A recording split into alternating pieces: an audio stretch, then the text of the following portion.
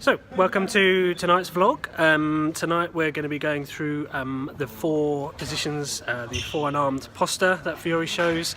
In the Exiles we call them sentinel positions, okay, so they are positions of attack and defence, and they're also actions and moments in time themselves. And in a minute we'll do a quick demo of the four posta, briefly explain what they are, where the balance of your weight is distributed, and some methods of using your posta, both for attack and defence, and showing them as being part of wider actions within the wrestling of the system itself. And the main thing I suppose about the unarmed posta is, initially, certainly to someone not familiar with certainly this period of martial arts, or indeed just Western martial arts, European martial arts, is that the posta can look a bit strange initially, and that's because they're out of context, okay? And hopefully when I do the demonstration of the four posta and show them being used in motion, in action, there'll be a bit more context added to kind of understand why they look the way that they do.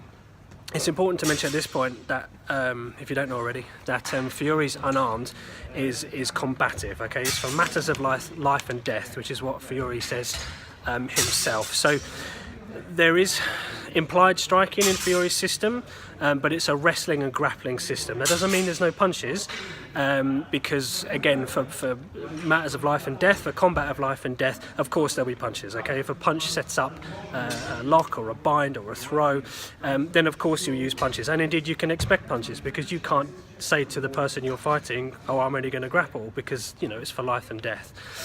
So again, what I'll try and show you is how striking comes into the system, very basically, just with regards to the posta as well. But just bear in mind, any striking you see, and the whole Abrazare of the system is designed to close, to break, dislocate and put that person to ground, because that's the quickest way to win a fight for life and death. And I'll give you a couple of examples. So a punching only fight, okay, can last for ages, okay? All you need to do is go onto YouTube, and there's a lot of guys, certainly in Britain at the moment, who are doing a lot of bare knuckle fighting, proper bare knuckle fighting. If you look at the travelling community, etc., just go onto YouTube and just put in bare knuckle fight, okay, and you see how long some of those fights last for. For matters of life and death, striking is very difficult to just use striking to win a fight, okay? I mean, you can get lucky, of course, but we're dealing with combat mentality. The next element is about what you do when your body's under pressure and it's angry and it wants to fight, you want to fight. I'll give you another example. So many years ago, when Mike Tyson was still in his prime, he had a fight against a guy called Lennox Lewis, and at the press conference, bearing in mind both Mike Tyson and Lennox Lewis were both top boxers, the highest paid athletes in the world, to be really good with using their fists, boxing, striking only. At this press conference, they decided to have a bit of a fight, and Mike Tyson ran across to Lennox Lewis, threw one punch, and then they both grappled. Okay, so these guys are top striking athletes, and because that confrontation was in anger, it immediately broke down to grappling distance, because they really wanted to hurt each other. So I give you those examples just as a bit of context as to combat-based systems. Okay, you want to break, dislocate, and put to ground, and your striking is really only to support that aim.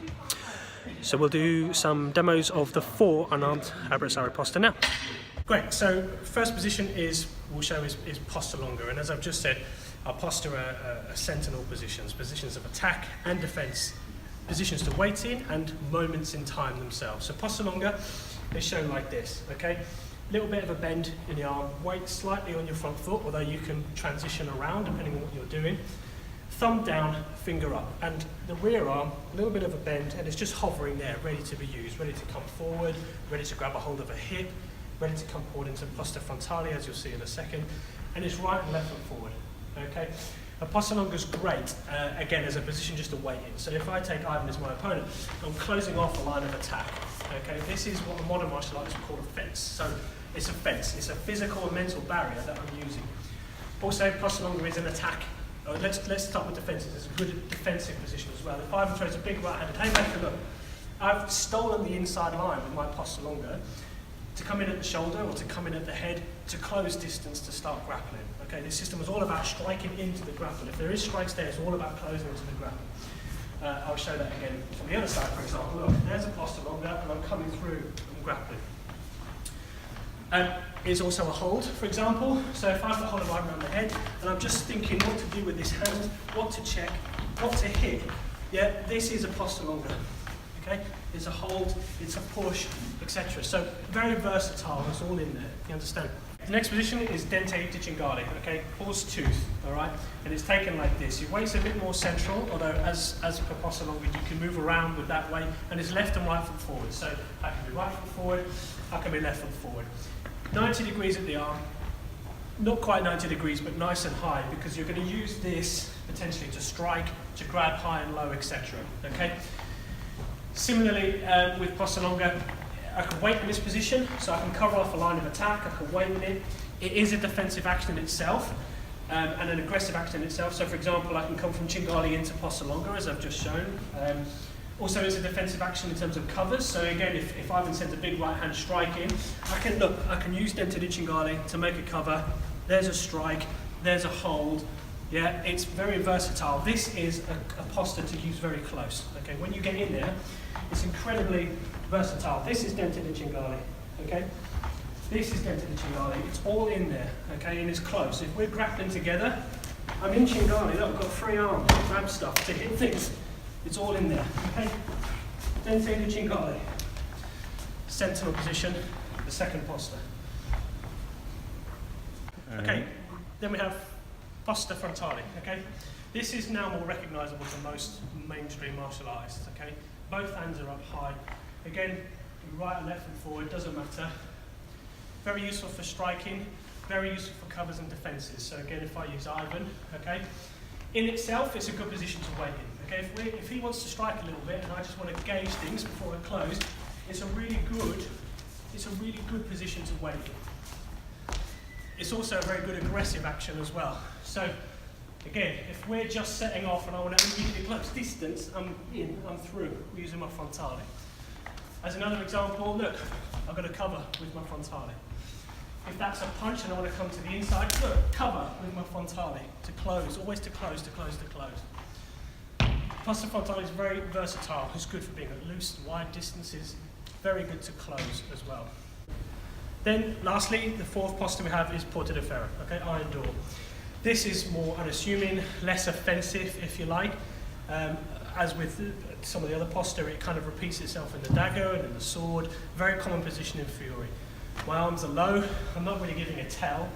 Also, you could argue that this is a modified flinch reaction too. Most people, when they're starting off an engagement, a fight, they'll have their arms low.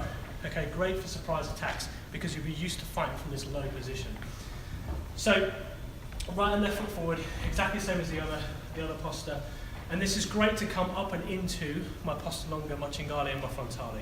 Okay, so again, if I borrow Ivan, if I'm low here, I'm not really giving her anything to work off. Okay, great unassuming position. Big right arm comes in, there's my posta longa, and I'm into close. Okay, similarly, big right arm comes in, there's my frontale, and I'm ready to close. Always about closing and grappling from this unassuming position. Okay, yeah, cinghiale, I'm in, I'm grappling, I'm striking. I mean, very good, versatile position to transition into my other posta. Okay, and I'll give you a working example of how the posta manifest themselves in the plays. Okay, if I take posta frontale and porta di ferro, and I think of them how they manifest themselves in an action. So if we're grappling, and I've got hold of Ivan around the head, this is in effect posta frontale. If I make a grip and give my body a twist and bring my arms down, this is in effect porta di ferro. And so it's a really good tool, a really good way to keep referring back to those posta and those sentinel positions as good references for a training guide as well. So if your instructor says to you, frontale, give them a twist into porta di ferro, it helps just to connect those dots with your muscle memory. So there we have the 4 unarmed posta of Fury. And at level 2, level 3, etc., we build on that. So we start striking more from them, we start moving more from them. And as I say, don't forget, sentinel positions. Attacks, defenses, positions of readiness, and actions within themselves. Cool.